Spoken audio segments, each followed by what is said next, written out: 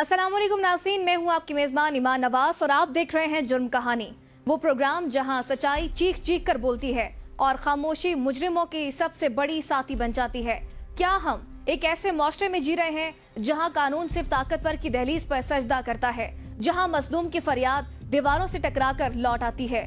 रोज एक नया जुल्म, हर सुबह एक नया नोहा और हर रात एक नई बेबसी। जुर्म कहानी सिर्फ एक प्रोग्राम नहीं, ये उन आंखों की पुकार है जो सच को देखने के बाद भी बंद कर दी जाती हैं। ये उन लबों की सदा है जो इंसाफ मांगते मांगते खामोश हो चुके हैं। आज हम एक ऐसे जुर्म की हकीकत से पर्दा उठाएंगे जो सिर्फ कानून की कमजोरी नहीं, हमारे ज़मीर की खामोशी का भी मातम है। ये दास्तान है जुल्म की और सवाल है हम सब से, क्या हम फिर खामोश रहेंगे या सच्चाई के साथ खड़े होंगे? आइए चलते हैं उस सच की तरफ जिसे छुपाने की बहुत कोशिश हुई, मगर जुर्म कहानी में कोई हकीकत छुप नहीं सकती। सच का सफर हमेशा अंजाम के अंधेरों तक ले जाता है, वो अंधेरे जहां ना इज्जत बाकी रहती है, ना सुकून और ना आजादी। फैसलाबाद के थाना एयरपोर्ट के इलाके में एक ऐसा वाकया सामने आया जिसने एक बार फिर ये एहसास दिलाया कि गलत तरीके से पैसा कमाने की हवस किसी तरह इंसान को कानून की गिरफ्त तक पहुंचा देती है। पैसे की हिर्स इंसान को हथकड़ियां लगवा देती है। आज की जुर्म कहानी में इसी तरह का वाकया हम आपको बताने जा रहे हैं।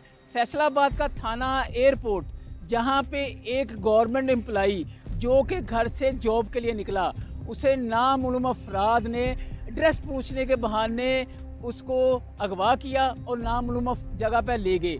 उसके बाद उन्होंने इंटरनेशनल व्हाट्सएप नंबर से उनकी फैमिली से 9 करोड़ तवान की डिमांड की। इस हवाले से उनकी फैमिली ने 15 पे कॉल की।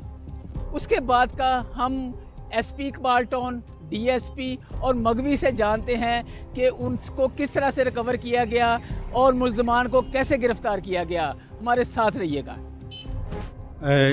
ये आपको मैंने बताया कि ये हर पहलू से हम तफ्तीश कर रहे थे और उसमें रवायती तरीक़ेकार भी शामिल था, हमारा जो टेक्निकल तरीक़ाकार है वो भी शामिल था, और उसमें कोई ऐसा पहलू नहीं था जिसके लिए हमने अलहदा से टीम नहीं बनाई हुई थी। इसके ये सीपीओ साहब ने फौरी तौर पे मेरी सरबराही में, डीएसपी साहब साथ शामिल थे, एसएसपी साहब इन्वेस्टिगेशन इसको सुपरवाइज कर रहे थे।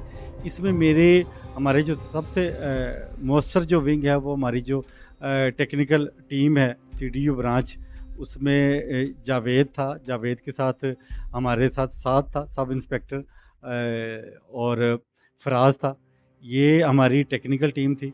इसके अलावा SHO Samanabad, SHO factory area, SHO हमारा जो था ठीकरी वाला वाजिद, वो शामिल था, और यकीनी तौर पे जो सबसे ज़्यादा ज़िम्मेदारी मुतलका एसएचओ की थी, एसएचओ एयरपोर्ट शाहद, वो भी अपनी टीम। ये इतनी सारी टीमें हर पहलू पे तफ्तीश कर रहे थे और हर एक टीम एक अलहदा पहलू, एक अलहदा आस्पेक्ट को इन्वेस्टिगेट कर रही थी और फॉलो कर रही थी।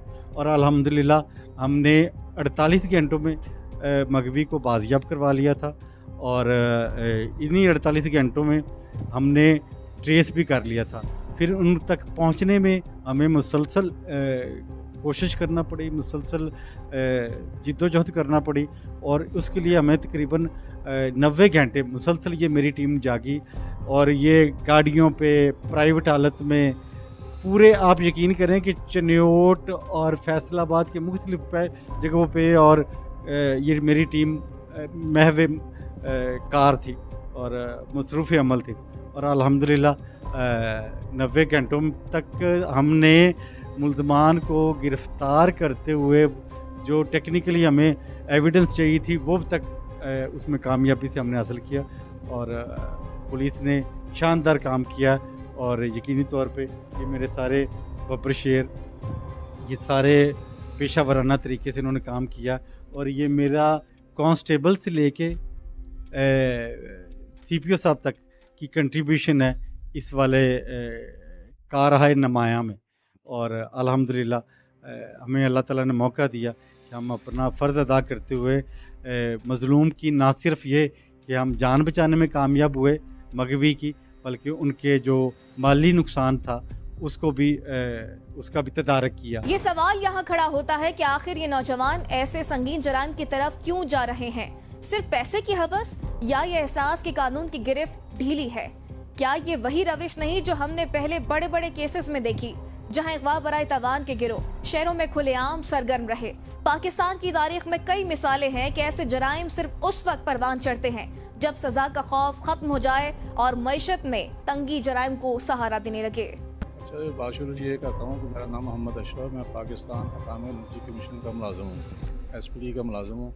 और मैं रूटीन के मुताबिक जब मैं ऑफिस जा रहा था, घर से निकल के, तो मुझे रास्ते में नामू अफराद ने बाई चांस रोका। उन्होंने मुझे पूछा कि यार वो ये FIA का दफ्तर किधर है। तो इसी दौरान उन्होंने मुझे पिस्टल गन लगा के मुतशद्दिद करके खींच के मुझे अपनी गाड़ी में डाल लिया और मुझे नामालूम जगह पे लेके चले गए। तो पीछे से हमारे जो घर वालों को पता चला तो उन्होंने फौरी तौर पे 15 पे कॉल की। तो फौरी तौर पे जो है ना पुलिस का अमला वहाँ पे आ गया, तो कार्रवाई शुरू हो गई। फौरी तौर पे गाड़ी ट्रेस ली है, फिर वो जितनी भी कार्रवाई की है ना बहुत अच्छी तरीके से की है। CPO साहब की कामयाबी, उन्होंने CPO साहब ने, SP साहब, DSP साहब, SHO साहबान जितने भी थे, इन्होंने बहुत टेक्निकल तरीके से, बहुत अच्छे तरीके से इन्होंने मुझे खैर वाफिया के साथ। फैसलाबाद सिटी जो है ये आपको पता है टेक्सटाइल सिटी है, कमर्शियल हब है। ये एक पॉइंट बड़े इंपॉर्टेंट है कि 2025 में पूरे फैसलाबाद डिस्ट्रिक्ट में सिर्फ 2 अगवा बराए तावान हुए हैं। एक अगवा बराए तावान आज से 4 मंथ्स बैक हुआ है, जिसमें एक MBBS डॉक्टर को अगवा किया गया और तावान डिमांड किया गया। और फैसलाबाद पुलिस ने बड़ी एफर्ट्स करके वो बंदा रिकवर भी किया और क्रिमिनल्स जो हैं, जो कि एक मनी हेस्ट जो ड्रामा था, वो सीरियल था, उससे मुतासर होकर उसने वो अगवा किया था, वो रिकवर किया और क्रिमिनल्स बड़े डिस्करेज हुए। और सेकेंडली ये जो है बड़ा इंपॉर्टेंट था कि यहाँ पे पाकिस्तान एटॉमिक एनर्जी कमीशन का एक जो बंदा था वो अगवा हो गया था और डिमांड उन्होंने की। और ये सेकेंड टाइम फिर फैसलाबाद डिस्ट्रिक्ट पुलिस ने जो दूसरा वक्त हुआ था उसमें भी इस तरह क्रिमिनल्स को चेस करके इनको अरेस्ट किया और ये उनको नाकाम बनाया। तो ये फैसलाबाद पुलिस की बहुत बड़ी कामयाबी है और इसमें अवाम में ये एक ट्रस्ट डेवलप होना चाहिए कि अगर कोई इस टाइप का इतना सेंसेशनल क्राइम करेगा तो वो भी फैसलाबाद पुलिस के हाथों बच नहीं सकेगा। मगर सवाल यहीं खत्म नहीं होता। ये केस तो हल हो गया, लेकिन असल सवाल यह है कि ऐसे जराइम की जड़ें कितनी गहरी हो चुकी हैं। जब एक आम शहरी सुबह घर से निकलता है तो उसके दिल में ये खौफ क्यों होता है कि शायद वो शाम को वापस ना आ सके? क्या ये हमारे निज़ाम तालीम और मईशत की नाकामी नहीं कि नौजवान आसान दौलत के लिए अगवा जैसे घिनौने रास्ते इख्तियार कर रहे हैं? और अगर हर बार पुलिस की बर वक्त कार्रवाई पर ही निसार करना पड़े तो फिर हमारे मुआशरे की हिफाजत के बड़े इदारे कहाँ खड़े हैं? लालच के अंधेरों में डूबी ये कहानी हमें ये सबक देती है कि कानून सिर्फ गिरफ्त ना करे बल्कि ऐसा खौफ भी पैदा करे कि कोई हाथ किसी बेगुनाह की इज्जत, जान या आजादी की तरफ बढ़ने से पहले 100 बार कांप उठें, वरना ये सिलसिला चलता रहेगा और हम सब कल किसी और वाक़े के तमाशाई होंगे। नाजरीन, यहाँ लेंगे एक ब्रेक और ब्रेक के बाद फिर हाजिर होंगे, तो हमारे साथ ही रहेगा क्योंकि जुर्म कहानी अभी बाकी है।